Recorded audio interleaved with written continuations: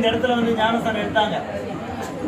ஆனா எடுத்ததுக்கு அப்புறம் ஆலயத்தை வாங்கினா வரல, இவங்களாவே ஆலயத்துக்கு வந்தாங்க. சொல்லலாமா?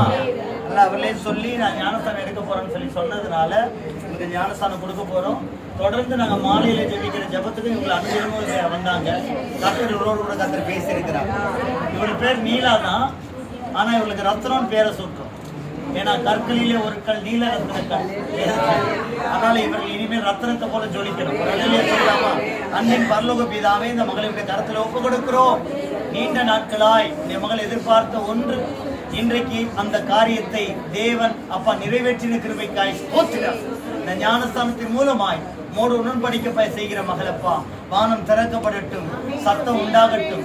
இவளை நேச குமாரத்தி, இவளில் நான் பிரியமாய் இருக்கிறேன் என்று சொல்லி நாம மகிமைப்படும்படி ஆசீர்வதித்து எல்லா போராட்டங்களும் பலவீனங்களுக்கு ஒரு முற்றுப்புள்ளி வைக்கும்படி இந்த நாளிலே மகளை ஆசீர்வதிப்பீராக. பிதா குமாரன் பரிசுத்தாவின் நாமத்தினாலே நீலா என்கிற சகோதரிக்கு நீல ரத்னம் என்ற பெயரை வைத்து